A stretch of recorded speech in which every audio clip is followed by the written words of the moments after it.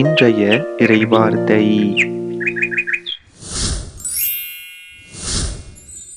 எண்ணிக்கை நூலில் இருந்து வாசகம்.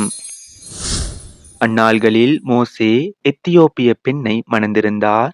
அவர் மணந்திருந்த எத்தியோப்பிய பெண்ணை முன்னிட்டு மிரியாமும் ஆரோனும் அவருக்கு எதிராக பேசினர். அவர்கள், ஆண்டவர் உண்மையில் மோசே வழியாக மட்டுமா பேசியுள்ளார்? அவர் எங்கள் வழியாகவும் பேசவில்லையா என்றனர். ஆண்டவர் இதனை கேட்டார். பூவுலகின் அனைத்து மாந்தரிலும் மோசே சாந்தமிகு மானிடராய் திகழ்ந்தார். உடனே ஆண்டவர் மோசே, ஆரோன், மிரியாம் ஆகியோரிடம், நீங்கள் மூவரும் சந்திப்பு கூடாரத்தருகே வாருங்கள் என்றார். அவர்கள் மூவரும் வந்தனர். மேகத்தூண் ஒன்றில் ஆண்டவர் இறங்கி வந்து கூடார வாயில் அருகே நின்று ஆரோனையும் மிரியாமையும் அழைத்தார். அவர்கள் இருவரும் முன்வந்தனர். அவர் கூறியது: என் வார்த்தைகளை கேளுங்கள். உங்களுக்குள் இறைவாக்கினன் ஒருவன் இருந்தால், ஆண்டவராகிய நான் ஒரு காட்சியின் வழியாக அவனுக்கு என்னை வெளிப்படுத்துவேன். கனவில் அவனோடு பேசுவேன். ஆனால் என் அடியான் மோசேயோடு அப்படியல்ல. என் வீடு முழுவதிலும் அவனே நம்பிக்கைக்கு உரியவன். நான் அவனோடு பேசுவது மறைபொருளாக அல்ல, நேர்முகமாகவும் தெளிவாகவும் இருக்கும். ஆண்டவர் உருவையும் அவன் காண்கிறான். பின்னர் ஏன் என் அடியான் மோசேக்கு எதிராக பேச நீங்கள் அஞ்சவில்லை? மேலும் ஆண்டவரின் சினம் அவர்கள் மேல் மூண்டது. அவர் அகன்று சென்றார். கூடாரத்தின் மேலிருந்து மேகம் அகன்றதும் மிரியாமை பனி போன்ற வெண்மையான தொழுநோய் பீடித்தது. ஆரோன் மிரியாம் பக்கம் திரும்பவே அவள் தொழுநோயாளியாய் இருக்க கண்டார்.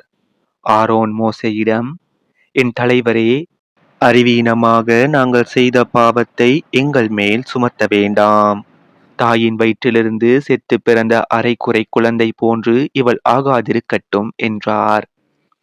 மோசே ஆண்டவரிடம் முறையிட்டு, கடவுளே, இவளை குணமாக்க வேண்டுகிறேன் என்றார். இது ஆண்டவர் வழங்கும் அருள்வாக்கு. இறைவா, உமக்கு நன்றி.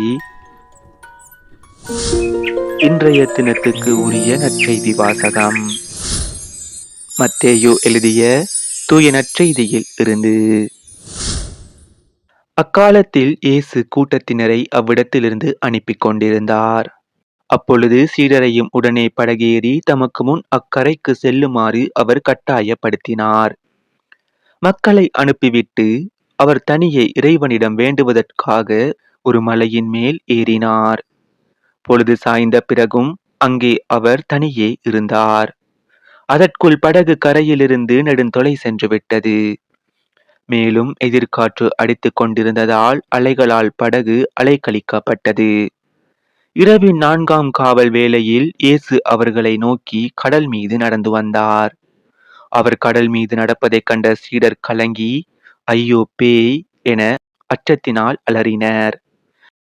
உடனே இயேசு அவர்களிடம் பேசினார்.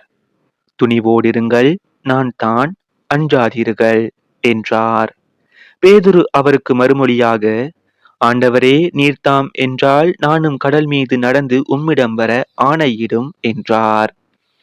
அவர், வா என்றார். பேதுருவும் படகிலிருந்து இறங்கி இயேசுவை நோக்கி கடல் மீது நடந்து சென்றார். அப்பொழுது பெருங்காற்று வீசியதைக் கண்டு அஞ்சி அவர் மூழ்கும் போது, ஆண்டவரே, என்னை காப்பாற்றும் என்று கத்தினார். இயேசு உடனே தம் கையை நீட்டி அவரை பிடித்து, நம்பிக்கை குன்றியவனே, ஏன் ஐயம் கொண்டாய் என்றார். அவர்கள் படகில் ஏறியதும் காற்று அடங்கியது. படகில் இருந்தோர் இயேசுவை பணிந்து, உண்மையாகவே நீர் இறை மகன் என்றனர். அவர்கள் மறுக்கரைக்கு சென்று கெனசரேத்து பகுதியை அடைந்தார்கள்.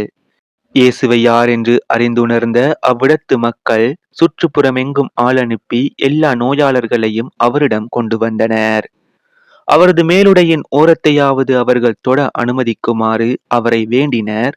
தொட்டவர் யாவரும் நலமடைந்தனர். இது நம் கிறிஸ்து இயேசு வழங்கும் வாழ்வு தரும் நற்செய்தி. கிறிஸ்துவே உமக்கு புகழ்.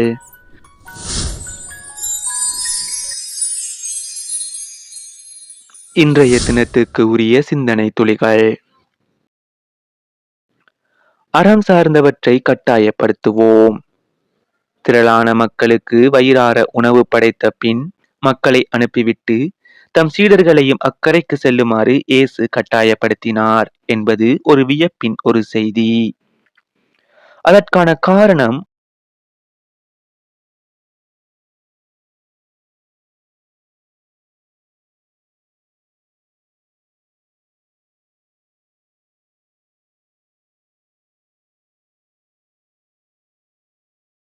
அடுத்த வரியிலேயே தெரிய வருகிறது. அவர் தனியே இறைவனிடம் வேண்டுவதற்காக ஒரு மலையின் மேல் ஏறினார்.